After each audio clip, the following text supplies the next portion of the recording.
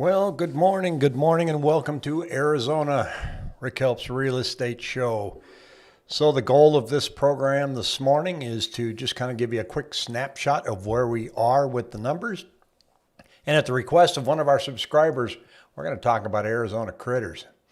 In other words, if you're moving to Arizona, what can you expect when you get here? And this is going to be fun. We're going to talk about scorpions, snakes, and rats. So getting to the numbers, and we dive into the numbers so that you can know real estate numbers that people don't have access to, and that will make you a hit at all the cocktail parties. So let's jump right into it. Right now, we are seeing 4,558 listings today, about the same as where we ended up on Friday. So the number will dip again tomorrow.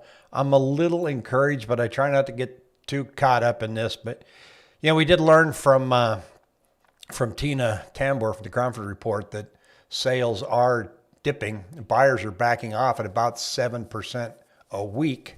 And I'm starting to see some of that here with the moving average. So if you look at this, I'm going to fade over to this real quick. And if you look, you can see that the blue line has been running above the yellow line. The blue line is number of listings that come on each week, and the yellow line is the number of homes that go under contract. It's a slight improvement, only the past few days. So a few days doesn't make a trend. A week or two doesn't make a trend. So that's what's happening. It's still rough out there. It's still hard. Mortgage rates are consistently moving up above 3% now. Chairman Powell, and Pat and I talked about this a little bit on Friday. Fed Chairman Powell is trying to let the people in the market know that inflation is out there, but it's a temporary aberration, and the market's just not buying it. So they're driving rates up.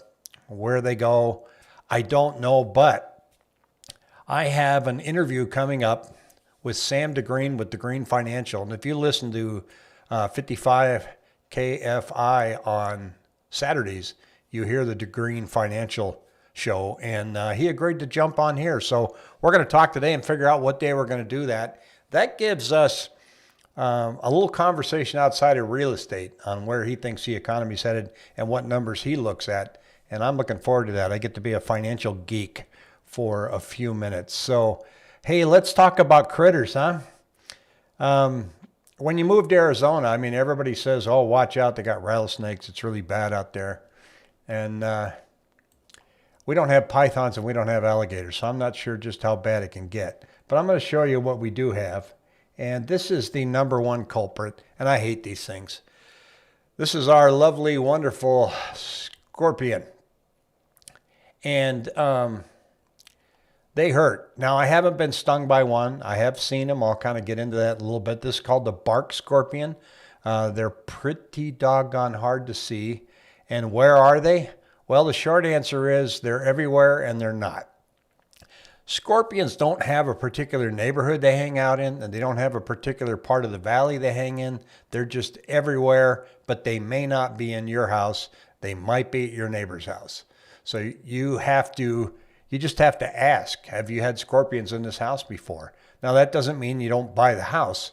I know a couple that bought a house. I actually don't know them, but I was doing an open house at this place, and so I know the story. And the story is they bought this house, and they were from New Jersey, and they closed on it. It was about a $600,000 home, and they came out, and the wife walked into the house, saw a scorpion, and said, I'm not living in Arizona, and she went back. And they had to put the house up for sale. So that's about a $60,000 to $80,000 expense that they were going to have because she didn't like the bug. You can call pest people and they can help eradicate scorpions. Now, they can't get rid of all the scorpions, but they can help you keep them from coming into your house. And there's a lot of things that they can do. And so we had a lot of scorpions when I lived in Fountain Hills because the house was a foreclosure and it was vacant for about a year and a half. And for some reason, they liked hanging around there. So we weren't doing too well in that, but we did eradicate them. It took a lot of work. I put a lot of barriers up, and a pest guy can come out and show you how to keep them from coming in your house. And One of the things that's pretty common out there is scorpions do like to eat crickets. So if you got crickets, you're going to have scorpions. Cats don't like scorpions, and if they see them, they'll eat them. Their sting doesn't bother them. Not the case for dogs. Dogs see a scorpion, they go over and stick their nose up there, and they get stung. Sometimes dogs react poorly. Sometimes it doesn't bother them at all. So how do you know if you got scorpions, and how do you find them? Well, they're really hard to see unless you have one of these. And this is a black light. Turn this bad boy on. And see, this is what they look like, a green toy. And so they look like a green toy when you light this up. So you can't help it. The first time I thought I saw one in my closet and I turned on the black light, I could not believe how bright that scorpion was. I thought it was a toy until I smashed it. So I've got a couple of comments on here. What can you do to help mitigate scorpions and spiders? How much does it cost? So get a cat, problem solved. Well, a cat helps. They also say if you build a bat house, like in your backyard for bats to come in, they fly around and eat bugs and scorpions, but it takes a while for the bats to show up. Yeah, I'm going to leave that up to a pest guy, but don't ignore it because they show. It took several months for us to get rid of the scorpions out in Fountain Hills, and it was tough. And we did have one little puppy that got stung in the nose, and he just let out a huge yelp, and he survived it. But the scorpions, if you got a lot of crickets, you're going to have scorpions. That's the one thing I can tell you. And you can't just spray. We have Judy saying Sidekick is about $40, free shipping. Product lasts for about 18 months in the bottle. Dilute it. There's a lot of different formulas out there for getting rid of scorpions, but you've also got to keep them from coming in your house. So you got to put up a barrier. So scorpions are a problem. Look at the seller disclosure form, and they'll tell you whether or not they had scorpions or not, if they're being honest when they fill out the form. But don't make that a reason to walk away from the house, because you're going to go to the other house. They're probably going to tell you they didn't have scorpions, and lo and behold, they do. In Chandler, I never saw a bug. In Gilbert, I knew people that had huge scorpion problems. In Ahwatukee, they had scorpion problems.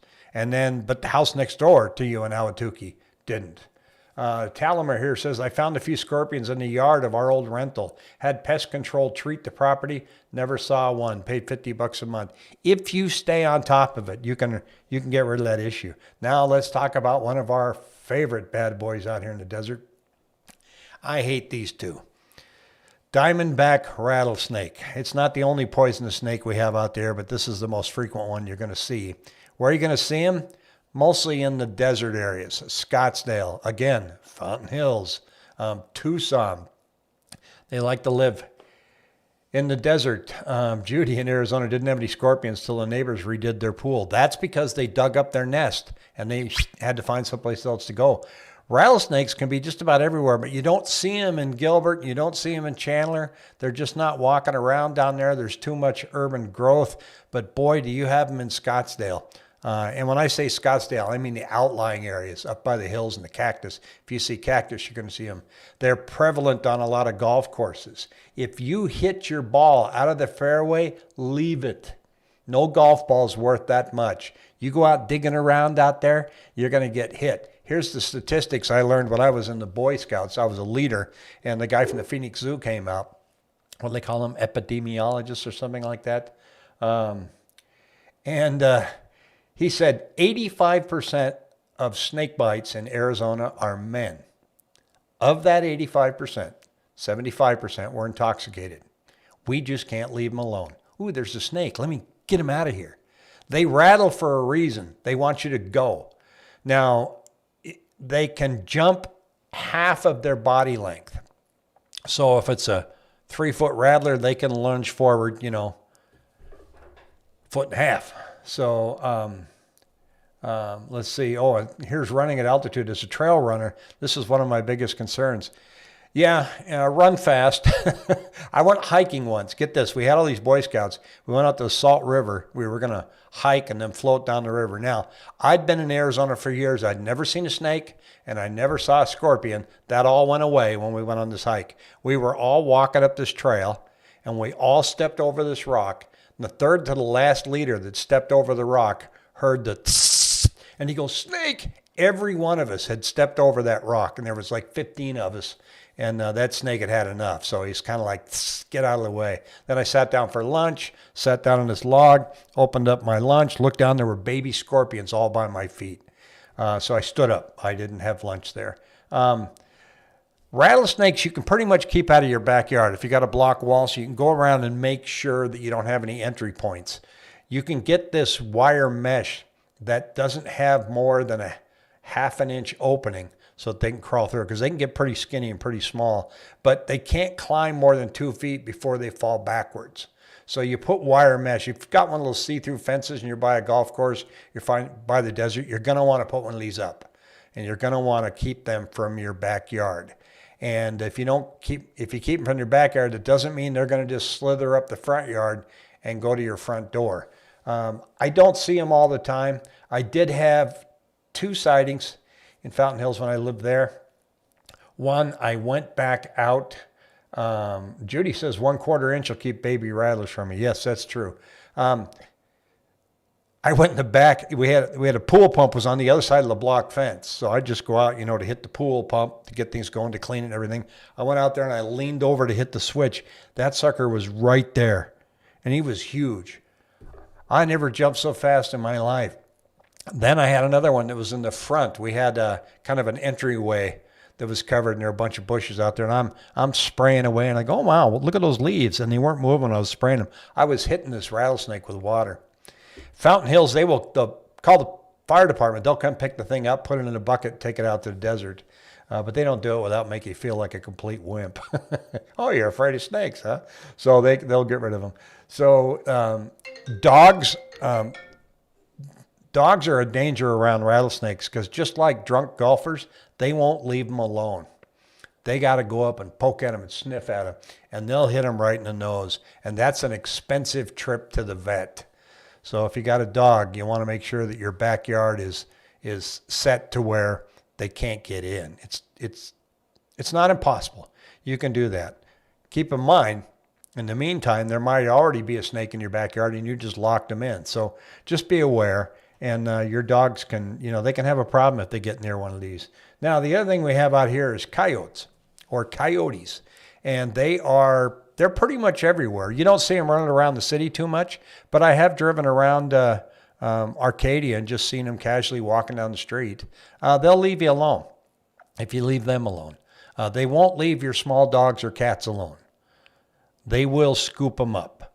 They can jump an 8-foot fence.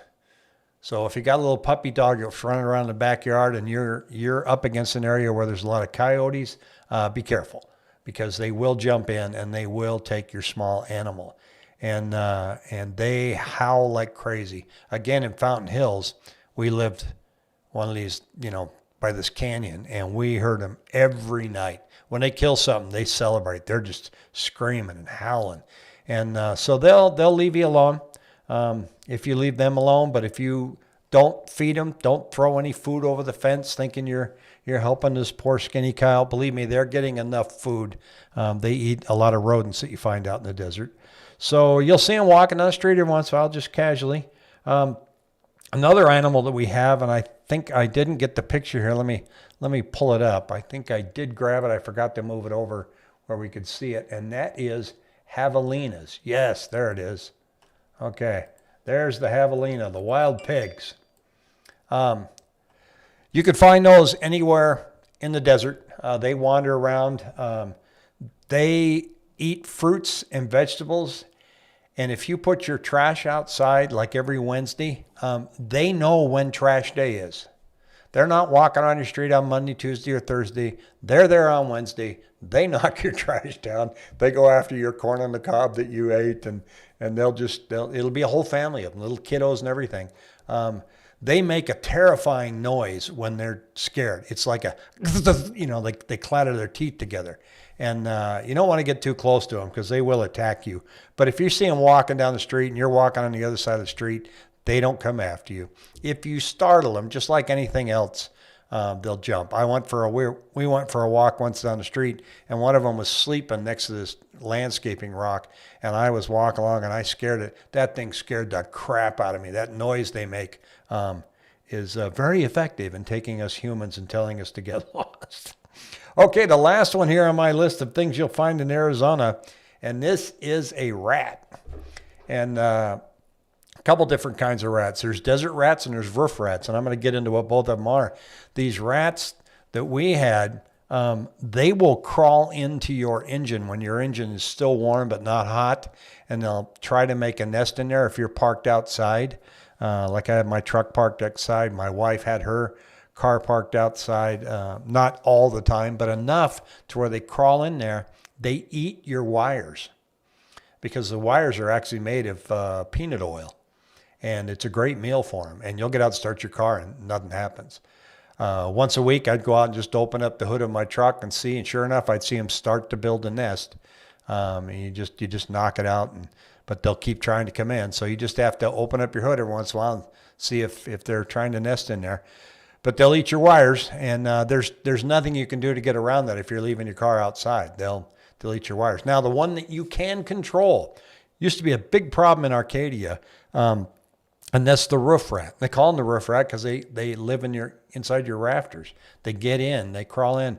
I lived in north central Phoenix, sitting in our backyard, and we're watching this roof rat just walk across the power lines, take a hard right, and go into Betty's roof. And the reason that they hang out in your hood is they like citrus. So if you've got an orange tree, a lemon tree, a lime tree, grapefruit, and the fruit drops off the tree and you're not picking it up, they come down and start chewing on it. And if you're not picking it up consistently, they decided to make that home. And so they'll hang out there. So they come down, they eat the oranges, and then they go back to the roof.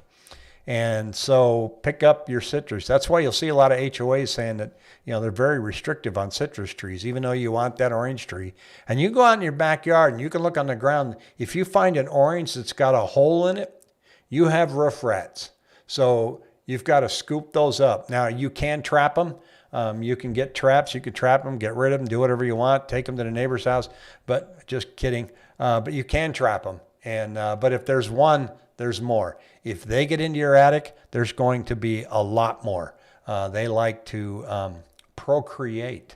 So that's kind of my take on roof rats and snakes and spiders. Nothing to be afraid of. You have to be able to control it. If you move out here and you live by the desert and you don't do anything about barricading your snakes, you're going to have them. If you don't spray and you don't get rid of the food like crickets that, scorpions like to eat, you're going to have a problem. So just like you are, when I lived in the Pacific Northwest, I had a major problem with bees.